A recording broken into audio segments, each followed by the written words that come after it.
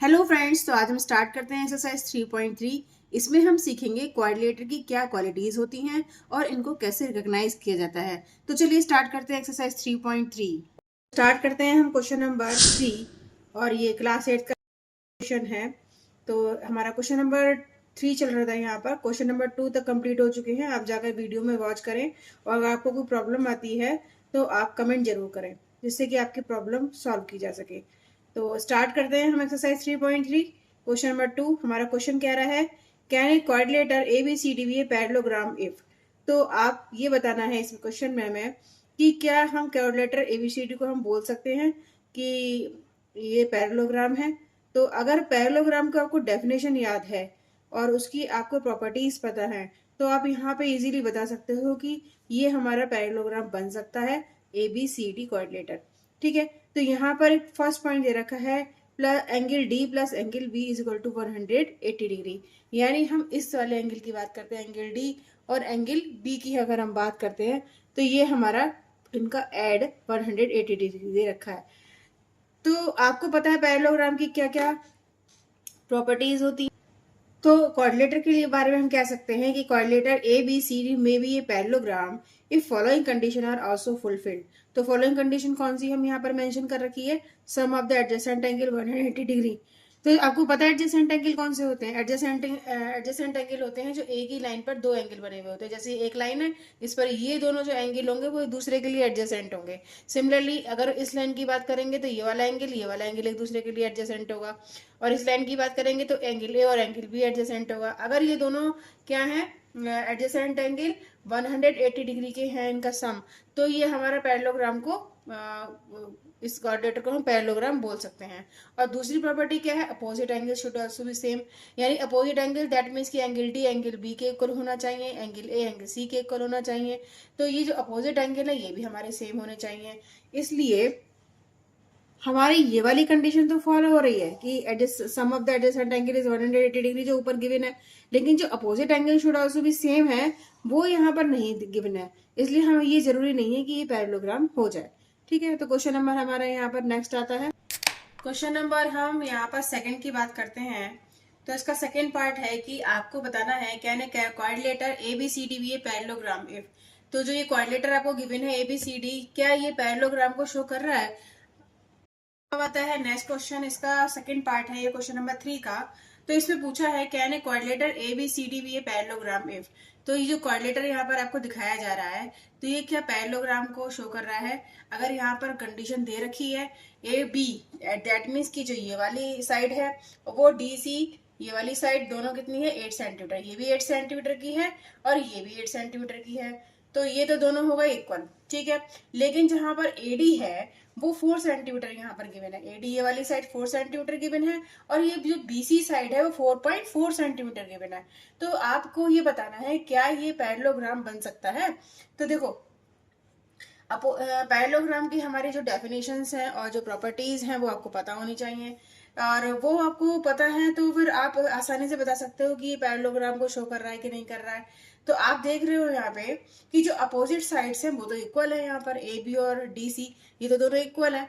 तो ये तो पैरेललोग्राम बता सकता है कि हो सकता है कि पैरेललोग्राम हो। लेकिन यहाँ जो दूसरी कंडीशन बोली गई है A D is equal to 4 centimetre और B C is equal to 4.4 centimetre, ये यहाँ पर इक्वल नहीं है।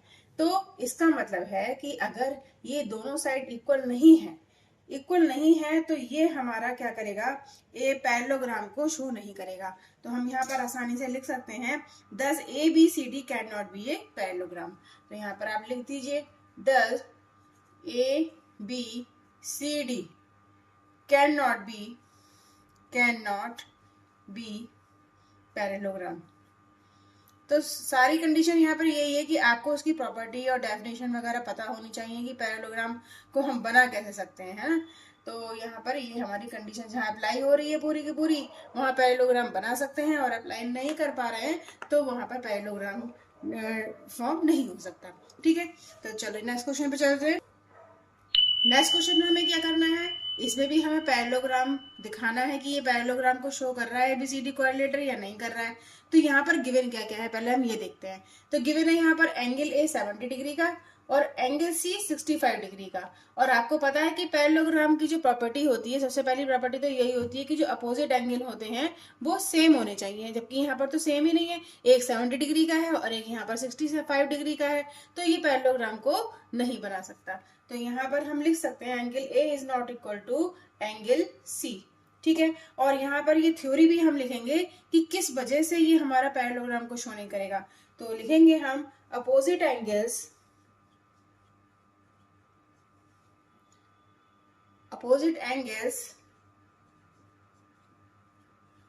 ऑफ क्वाड्रिलेटर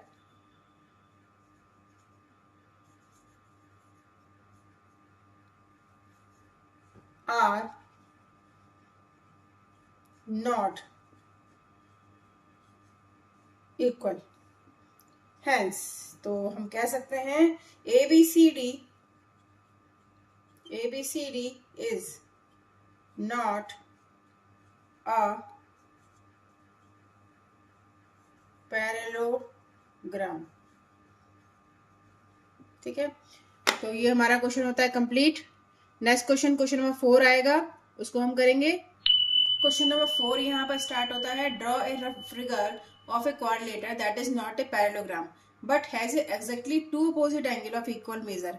तो यहाँ पर बोला गया है कि आपको एक रफ डायग्राम यहाँ पर ड्रॉ करना है, और वो ऐसा क्वाड्रिलेटर है दैट मीन्स कि उसकी 4 साइड्स है, that is not a parallelogram, लेकिन वो पैरेललोग्राम नहीं है, but has exactly two opposite angle of equal measure, और जो उसके अपोजिट एंगल्स हैं वो वहां पर सेम है।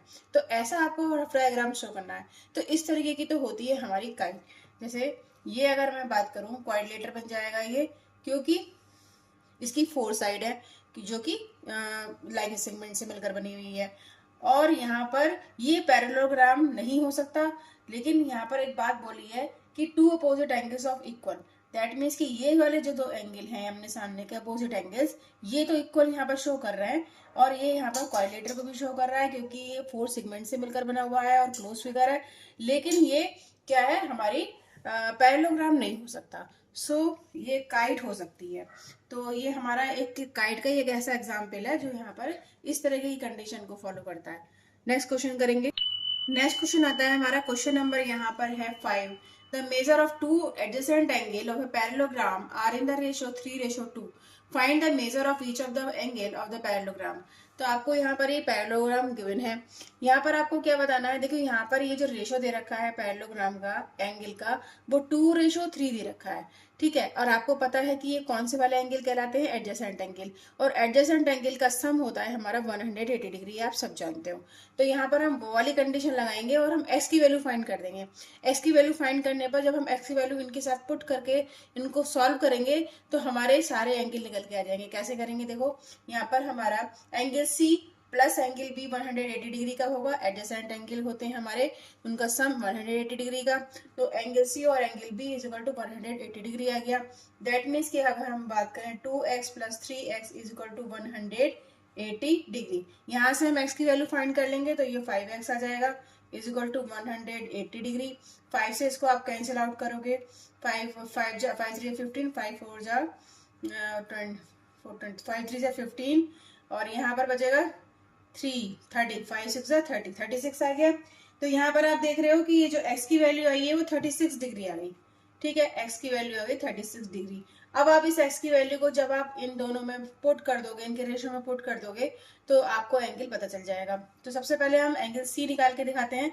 एंगल C यहाँ पर दे रखा है 2x के इक्वल, और 2x दैट मीन्स की 2 इंटू यहाँ पर x की वैल्यू 36 पुट करेंगे और इसको मल्टीप्लाई करेंगे, 6 2 12, 3 2 6 और 1 7, 72 डिग्री का आ गया। और एंगल B यहाँ पर जो निकल के आएगा उसका रेशियो हमारा दे रखा है 3x, और x की वैल्यू जब हम पुट करेंगे 36 डिग्री तो इसको मल्टीप्लाई करेंगे, मल्टीप्लाई करने पर आ जाएगा इसका 108 डिग्री। ठीक है, अब आपको पता है कि जो अपोजिट एंगल होते हैं किसी भी पैरेललोग्राम के वो सेम होते हैं, इक्वल होते हैं। तो एंगल B जितना होगा उतना ही हमारा एंगल D होगा, एंगल C जितना होगा उतना ही एंगल हमारा A होगा। तो एंगल A अगर किसके इक्वल हो जाएगा, एंगल सी के, और एंगल सी हमें पता है कि 72 डिग्री आया है, तो एंगल ए भी हमारा 72 डिग्री हो जाएगा। सिमिलरली अगर हम बात करते हैं एंगल डी की, तो एंगल डी किसके इक्वल हो जाएगा, एंगल बी के, और एंगल बी हमारा निकल के आया है 108 डिग्री। तो एंगल बी और एंगल डी दोनों ही 108 डिग्री के हो जाएंगे। तो ये हमारा क्वेश्चन होता है कंप्लीट। यहाँ पर नेक्स्ट क्वेश्चन